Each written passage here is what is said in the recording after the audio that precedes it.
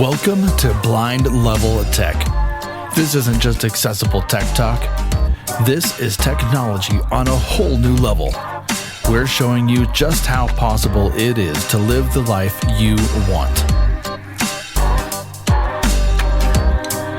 Hello, everybody, and welcome to another episode of Blind Level Tech.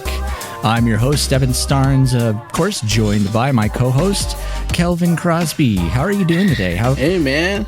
Yeah, man. How you doing, man? I'm doing good. We're still trying to stay away from fires over here. Oh, jeez. It's getting crazy, but hey, we're surviving. More keeps coming, and they keep trying to put them out, and it sounds like it's like whack-a-mole, but yep. It's terrible. Well, so, have you been evacuated or not yet? Not yet. The one that was near me a couple of recordings ago, that one got put out pretty quickly within about 8 hours, and we were in the yellow zone, so we were not quite evacuated, but close. And then now we're safe, but you guys are freezing over there, though. So tell me about it. Yeah, so I'll take smoky and ashy over losing my toes because it's so cold. So and snow. I mean, cane travel in the snow is fun. Yep. Yeah, you got to do it at least once. So I'm excited about today's guest, man. As am I. So why don't you tell us a little about who he is? Yes. So today's guest is Josh Miele. Is that correct? The last name pronunciation? I always want to get that right. Yeah, you know it. Yeah, and he is. Well, he's had quite a. I said tech journey in the outline, and I don't like the term tech journey. It sounds too cheesy, but that's the only thing I can think of. Quite the tech experience over the years, starting like way back with actually creating a screen reader for the Macintosh pre-voiceover, and creating a really cool tactile map application, and also giving me a reason to buy an Amazon Echo Show. So we're definitely going to talk about that today. But yeah, Josh, welcome to Blind Level Tech. It's Friday as we're recording this. So how's your Friday going? My Friday's going great. Thanks for having me on. I'm super psyched to be here and have a great conversation with you guys. Yeah, we're excited too. Well, I'd like to first kick things off. You're a tech nerd, Josh. As we've heard, I was actually listening to your pre-show with Jonathan. I'm like, oh yeah, this is gonna be fun. So I'd like to really start off. What first, like very, very first, if we can go way back, got you into technology in the first place? I feel like we just swim in it, right? I mean, technology is everywhere. I just had my birthday. I was born in the late 60s. I'm pretty old, So I grew up in the 70s, and there was a lot going on. It was just sort of the acceleration of technology was sort of in full swing, and there were still like big ass tube radios around. Like there were it was not uncommon to telephones were everywhere, but like not nice small phones like we have now. Like they were big, and you could take them apart and learn a lot from them. Yeah. And so the same thing with radios. I was growing up in a world where if I took apart a radio that was made in the 50s, which there were a bunch of them around, and a lot of them didn't work anymore and nobody cared about them, so I would just open them up, take them apart, and they had, all kinds of things in there, and each of the components was like big, vacuum tubes and transformers and capacitors, like things that were, that you could really put your hands on and say, what's this? What's this? And then there were also transistor radios that were much smaller that you could also open up and take apart, but learn a lot less from them.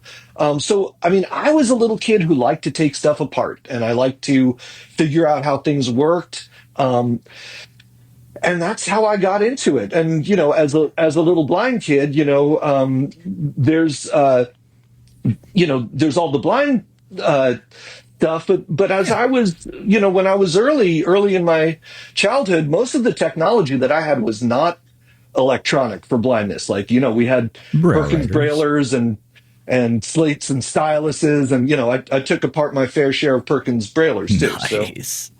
Well, that makes me very, very happy to hear, because that is like that's how I think that's actually exactly how I got into tech. Taking apart, actually, I think the first thing was an alarm clock, but things I think since I'm sure we can all agree that like since the whole evolution of the transistor and then eventually the silicon chip, things have just gotten a lot more small, compact, simple. Yeah, it's a lot harder to learn stuff from from the things that you take apart when the things that actually make them work are completely microscopic. You can't feel a thing. Man, we actually should have you on our throwback episode, but I'm curious to know. Because we do want to do a throwback tech episode, a throwback assistive tech episode eventually here, but I'm kind of trying to put some things together for that in the form of demonstrations. But I'd like to know, before computers were all GUI based and controlled by a mouse, you had your dumb terminals, and even before that, your teletype machines. Which we're going way back. I mean they. But what was it like, before the graphical user interface to use a computer as a blind person? Well, I mean, in a lot of ways, it was a lot simpler.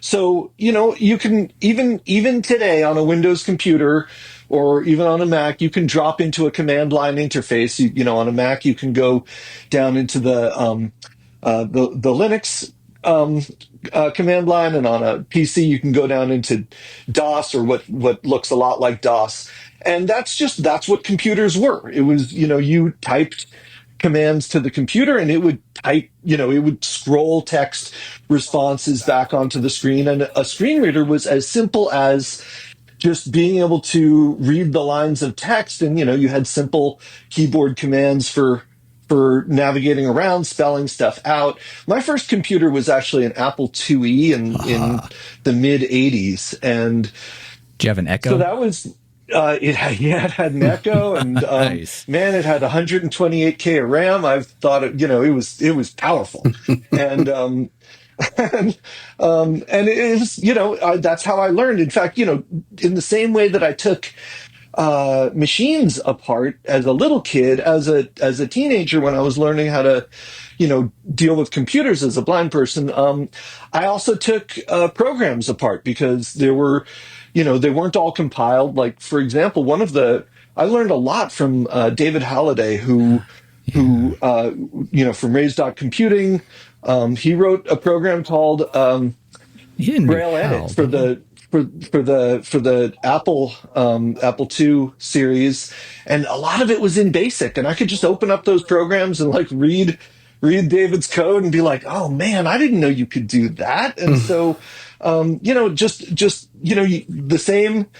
same thing applies. In order to learn, you gotta look inside, you gotta take it apart, you gotta look under the hood. Yeah. So like when you were kind of exploring, what were some of the more struggling things that you found? Or like, why did it have to be that way? Why can't we do it that way? Like, kind of going into like, how did you realize you were building what you were taking apart? You were like, I could improve this as somebody that's blind to be able to make it better. That's a good question. I don't think I had any experiences like that until I was probably, starting to write programs and stuff. The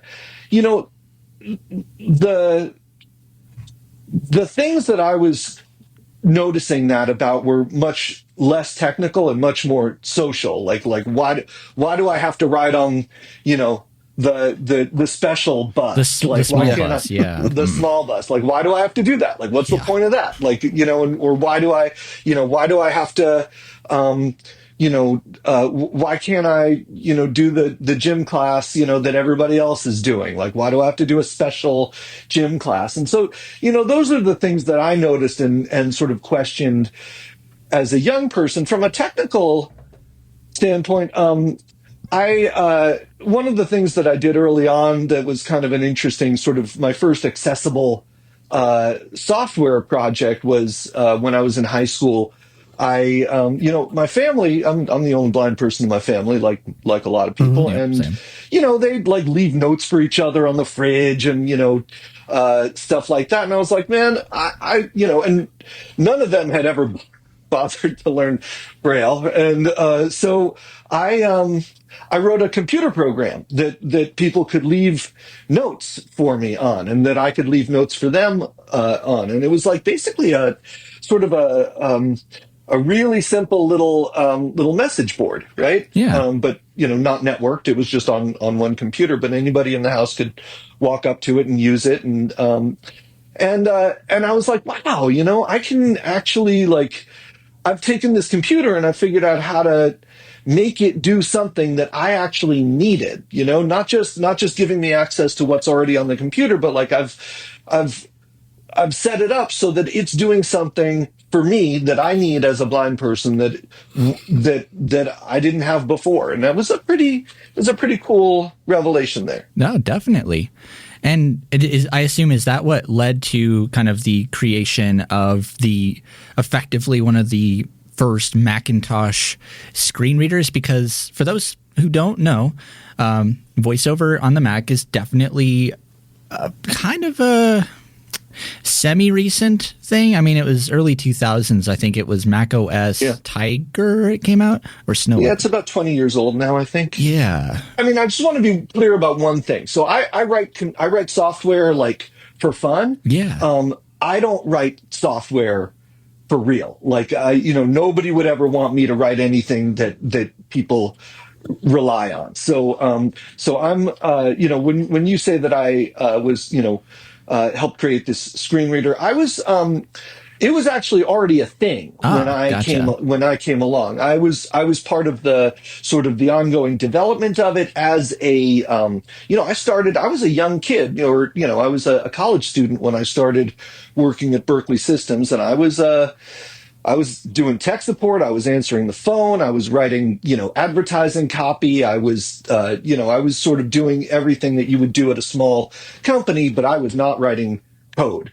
And as they came to, as I was there longer and longer, and as they came to trust my judgment about stuff, I got to start designing the way it would behave.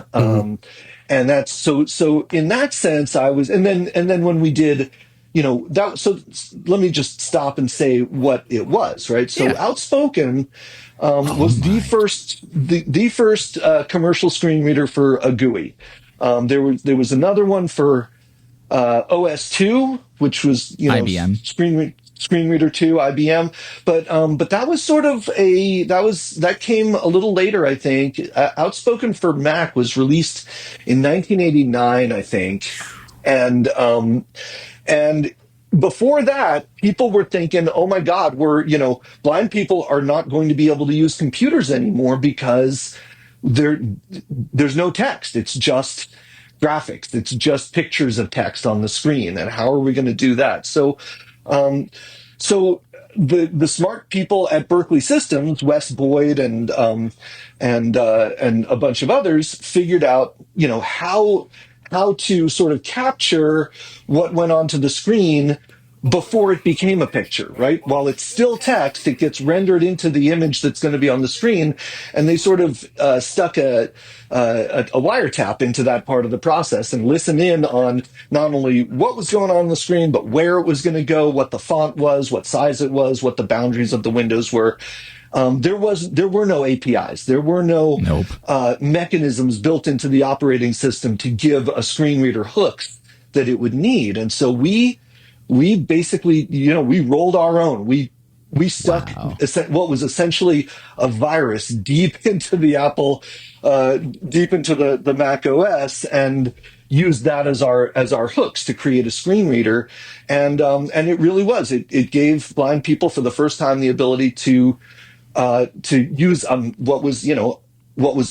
what everybody had thought would be a purely visual computing experience. And so, but yeah, that's where I got my sort of design start. That's where I started being, thinking of myself as a designer of blind stuff, cool stuff for blind people. Right, and I assume that's what led to the design of your of TMAP, actually, which sounds really cool.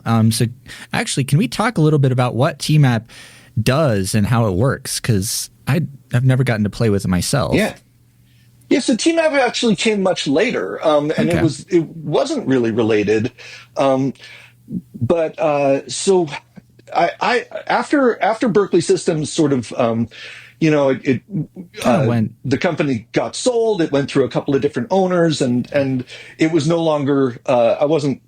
I had to find a new thing. So I went to grad school to get a PhD, and it was a PhD in psychoacoustics. So it's basically psychoacoustics is how hearing works, and I really wanted to study hearing so that I could design computer interfaces that didn't just use speech. I felt like, we need to use like 3D sound and non-speech audio as cues in our computer interfaces for blind people. And so I wanted to really understand how hearing worked, especially how spatial hearing and 3D sound worked. And so that's what I did. And while I was there,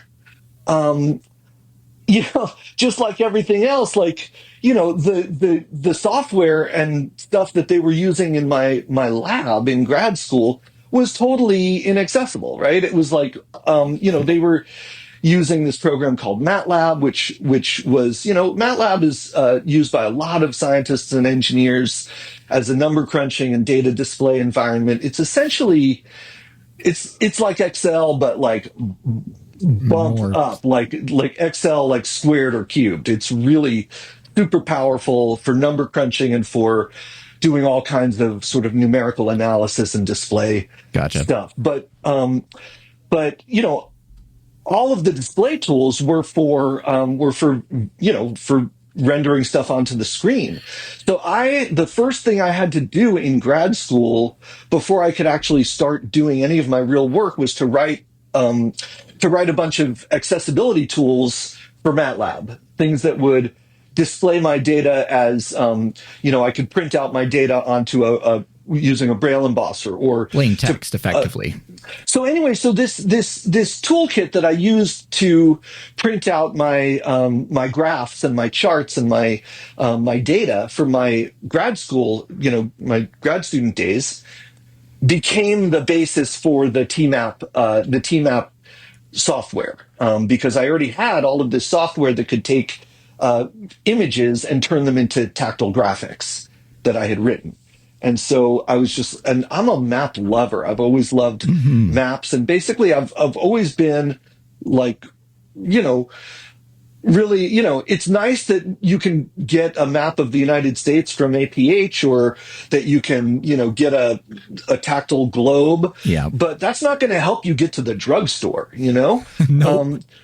So I have always been sort of really interested in better access to tactile street maps. And so that's what TMAP is. TMAP is specifically designed to automate the process of producing well-formatted, easily read tactile street maps of anywhere you want. And in the same way that you can, a sighted person can just open up an app on their iPhone and look at a street map to get the feel of a street grid. Mm-hmm. That's what I wanted for TMAP, and it's a little bit more involved. You have to print it out instead of looking at it on a screen, but still, that's essentially what it is. And for us, it's even more important because it's trip planning. When you're planning your route through an unfamiliar city or an unfamiliar neighborhood, or planning a new route through a familiar neighborhood on streets you haven't been through before. Man, knowing how they connect, knowing how they, you notice things on the map that you would never notice by walking through it. For one thing, you can plan your route. You know how many streets to cross. So you can plan it out without getting lost in the comfort of your own home. And then you can look at things like, oh man, I didn't realize this street goes through a 45-degree curve between these two intersections. I thought I was walking west, but I'm really walking northwest at this point. Right. Or the shape of an intersection. like to be able to check out the shape of the way streets come together, like a 5-way or a 4-way intersection that doesn't have streets at right angles, like just knowing what the shape of an intersection is can save you a lot of stress when you're trying to cross a new intersection. Oh, for real. There was a point that you had made that I'd really liked, and it was actually in regards to mapping being, big air quotes here, visual. I definitely don't agree with that either, but the ability to, what was the term you had though? It was like spatially mapping.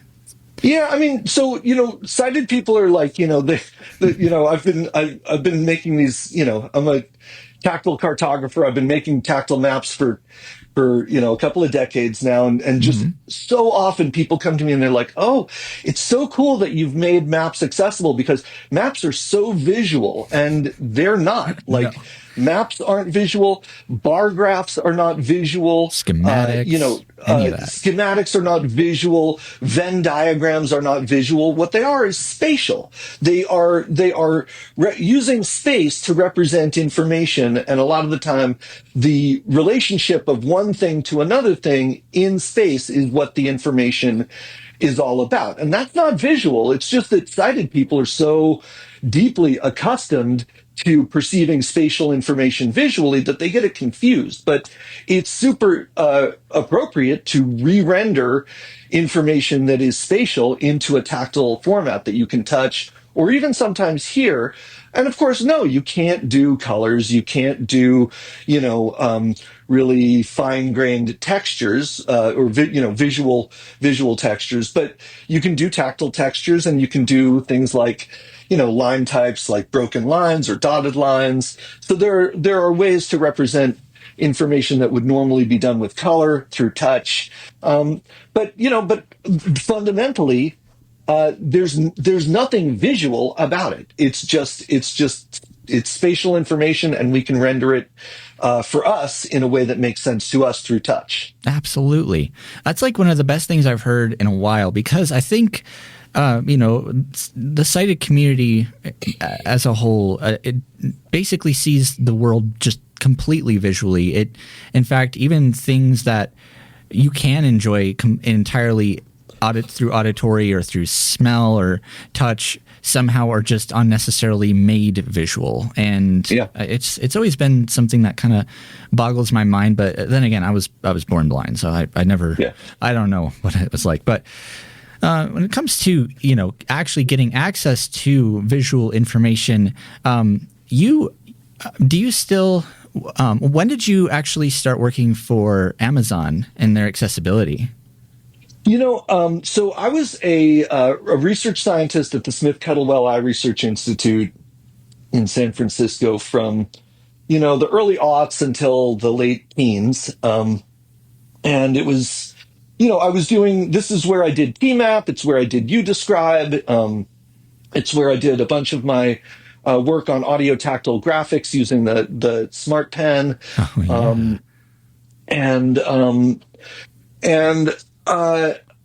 Just funding was tight at the end of the teens. I wasn't getting, all of my work had been grant funded, and it was just getting harder and harder to get grant money.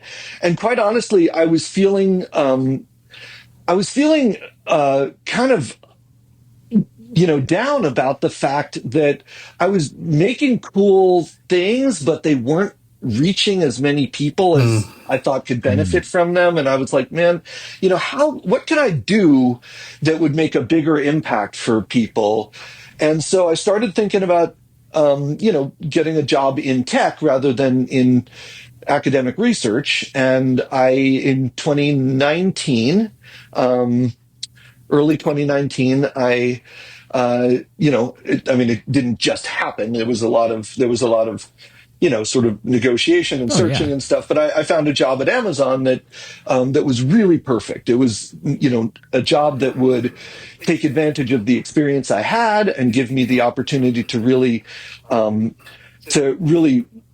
help, not just sort of down in the nitty gritty stuff, but like at a high level.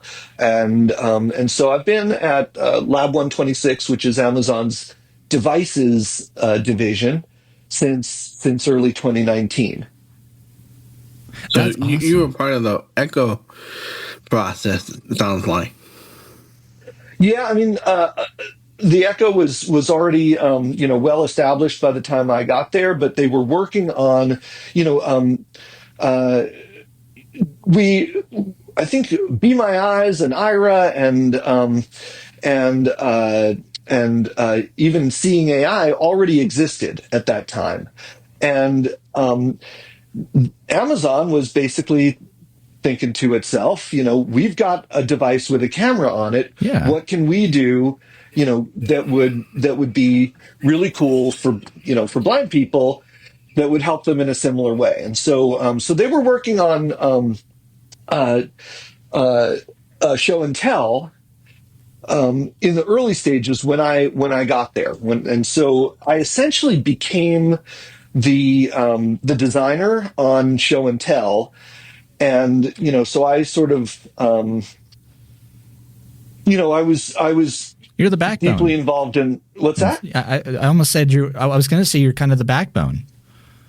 I don't know if I was the backbone, but the thing is that they didn't have any blind people on their team. They didn't really understand until I got there what problem they were trying to solve. And here's a good example, right?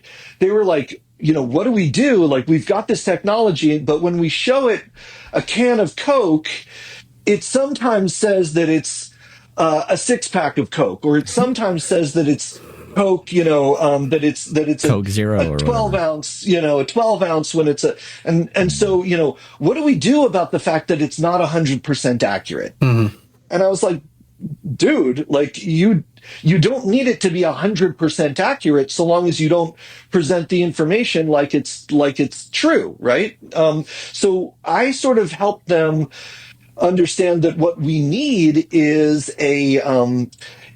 sort of any information is good, like accurate and accurate and exact information is amazing, but when you can't provide that, some information is better than no information, right? So, like, I designed this thing where it would first try to match the image to the Amazon, image matching database, and if it got an image with a really high degree of confidence, then we would return that result, right? But if the confidence was a little bit lower, it would say something like, it looks like it might be, or I think it's right. Yeah. So just and then if it had an even lower degree of confidence, then it would kick in the OCR algorithm and say, I don't know what it is, but I see this on the label. And so, just sort of making that nice streamlined, what I call a graceful cascade of failure, they would never have thought of that without me, because they didn't really understand what problem it was that we needed solved. They thought that we needed perfect 100% accuracy every time, when in fact what we need was like, I got these two cans here. Give me some information that'll help me figure out which one is which. Yeah. Right. But I think that's one of the things that, as visually impaired individuals that innovate, is you're thinking through that process and how that process works. And I think that's why it's so important we have people like you in these positions, because at the end of the day, most of the people are sightlings that are making a lot of these AT products and so forth, and they go get opinions, but they don't actually have somebody actually working on the project. And I think that's where the mishap is, and it's why I started my own business so I could do it myself.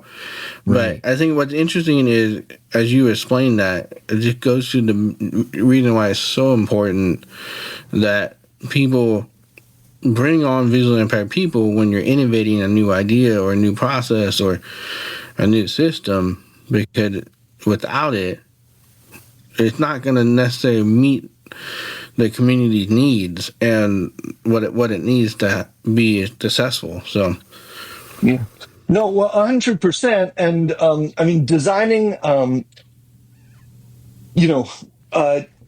we must be involved in designing the tools that we need. Exactly. And unless and that's actually what motivated me.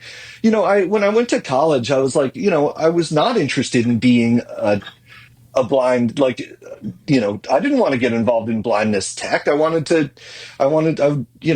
undergraduate degree is in physics. I wanted to be a space scientist. I wanted to work at NASA and, build rockets and Nice. go to Mars and stuff, Yeah. But the more I realized that I was dependent on these technologies that were being designed by sighted people and were falling desperately short of what I actually needed, the more I recognized that, there are a lot of people in the world that could contribute to, space science.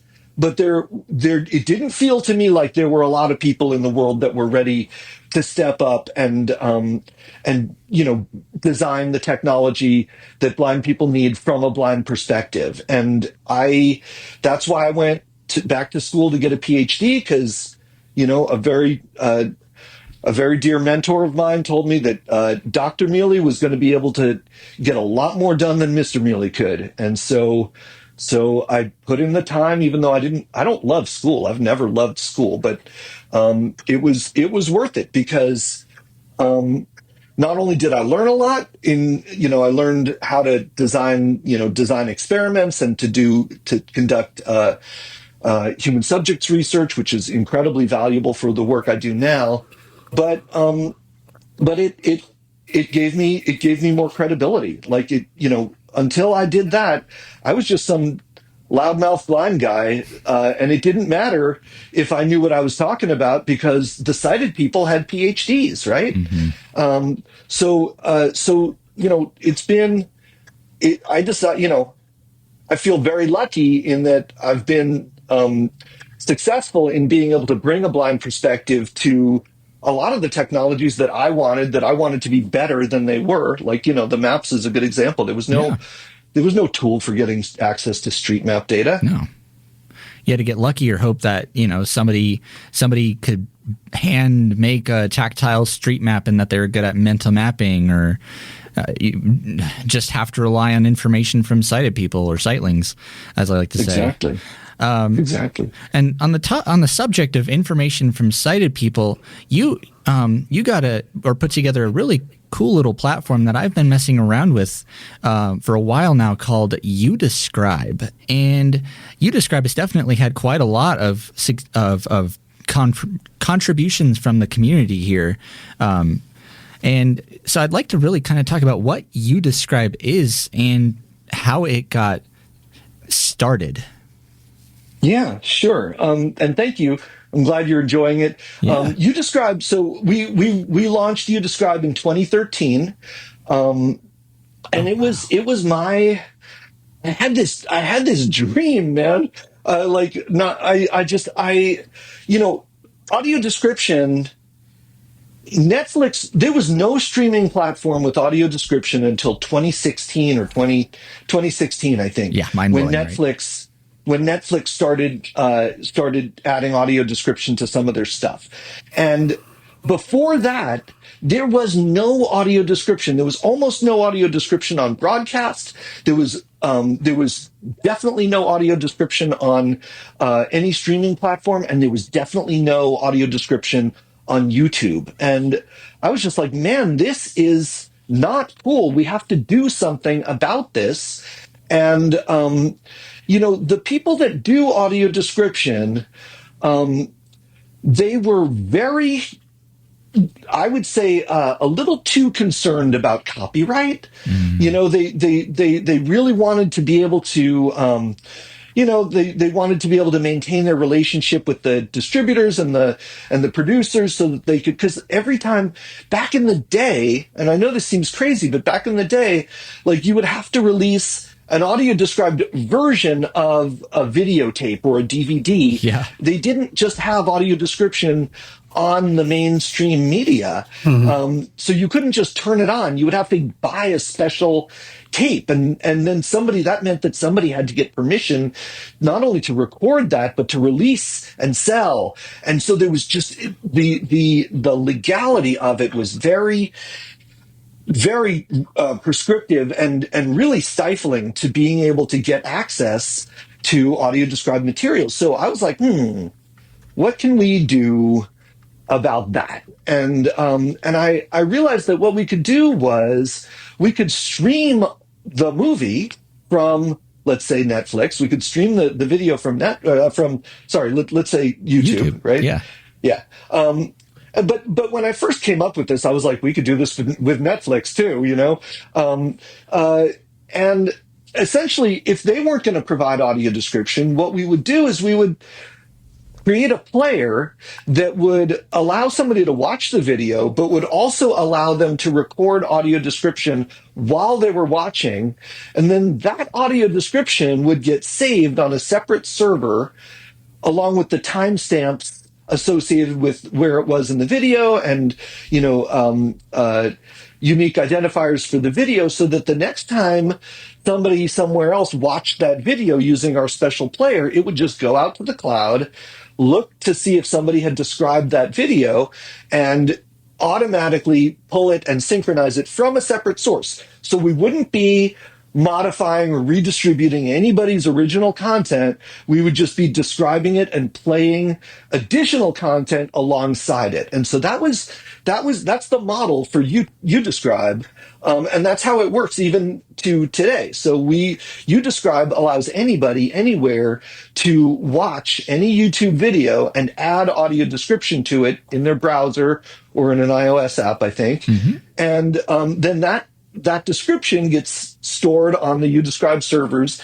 And when anybody anywhere else in the world watches that video, they get offered, through UDescribe, they get offered that audio description. And the cool thing is that multiple people can describe the same video, and you can choose which one you want. There's a rating system. So the best one bubbles up to the top.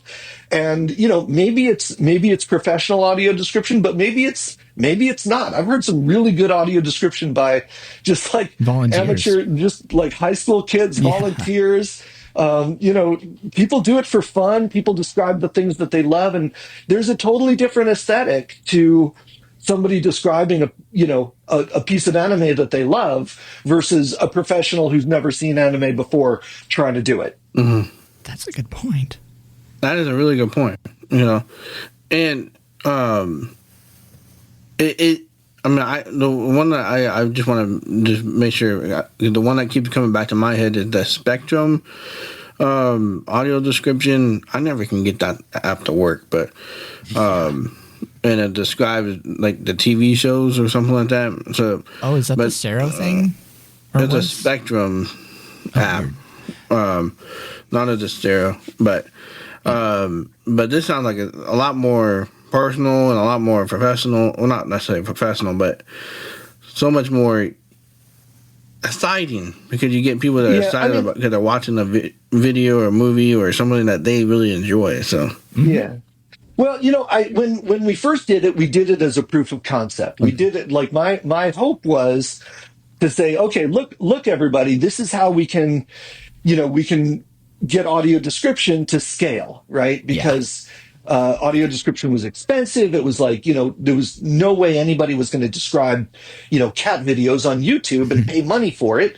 And so like, how are we going to do that? So this was, and this could have, if the streaming companies had not embraced audio description to the extent that they have, which I'm thrilled that now, on Amazon Prime and on Netflix and on Apple TV, you can get all kinds of audio described content.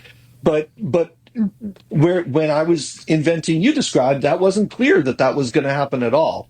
So this could have been a model for audio description across the board. And luckily we didn't have to rely on that. But even though it was just a proof of concept, it's still up, 12 years later, it's still being used by people. It's still being, contributed to, and they're still creating new innovative tools to go along with it. And it won an award too, didn't it?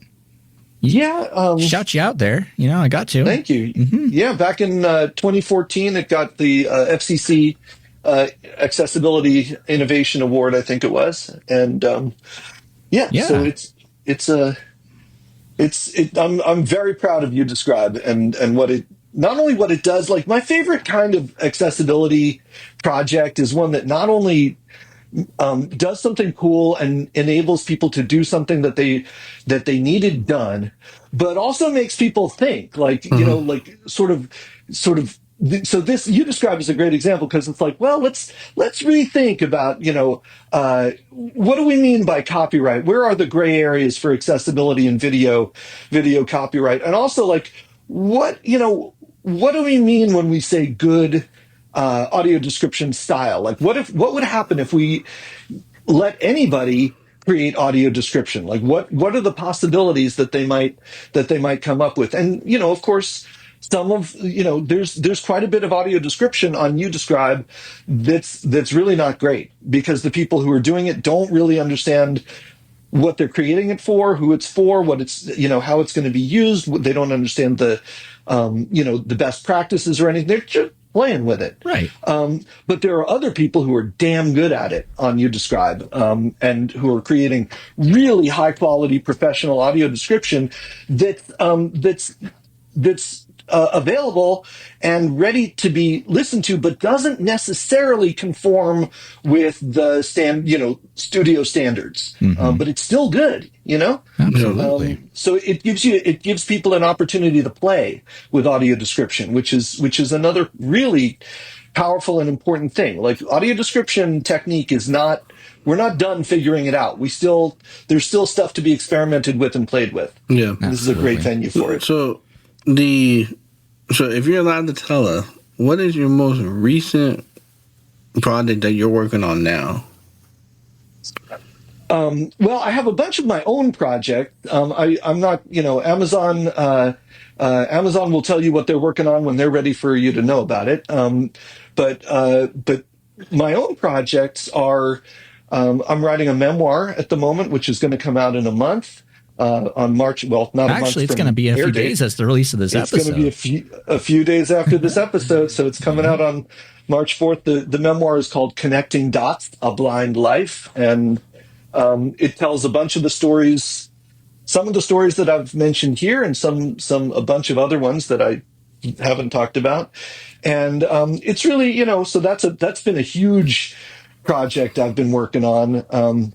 I'm also really very engaged in open source and accessibility. And I'm actually starting up a new nonprofit organization called the Center for Accessibility and Open Source, which is focused on the intersection of disability inclusion and accessibility and open source communities. And so it's all about getting people with disabilities involved in creating and participating in open source communities, and also, by that same token, encouraging open source communities to make their projects more accessible, and in addition to supporting, of course, open source accessibility tools like NVDA and other amazing tools that we all rely on. Yeah. Yeah, NVDA is the screen reader I use daily on all my computers. Same here. Same. Yep. Now, same. Kelvin, I don't know about you, but I got something a little less high quality and open source and professional, and I think it's honestly because hunger has overtaken my ability to think straight. So you know what that means? The sandwich of the week. Rather than throw you in the hot seat, Kelvin, like I've done before, like the big jerky bully I am, I've actually got a sandwich this week. Back in January, I had a buddy over, and I'm pretty close to a Snarf's sandwich, or Snarf's toasted subs, and I love Snarf's sandwiches. But I had a sandwich called the Mother Clucker, and it's still saying the name just still makes me laugh. But basically, I'm doing this from memory now too, so forgive me. But obviously chicken, honey, pickles, vegetables, I know, and oil, and they had mayonnaise on it, but I took off the mayonnaise because gross. That's the best part. I can't stand mayonnaise. But yeah, my sandwich this week is a Mother Clucker. Kelvin, how about your sandwich? Mine is a triple-decker In-N-Out burger. With no vegetables. And no vegetables. Extra spread. Meat, and meat. Pretty much. So, what about you, Josh? Yeah, it's random. You got a sandwich?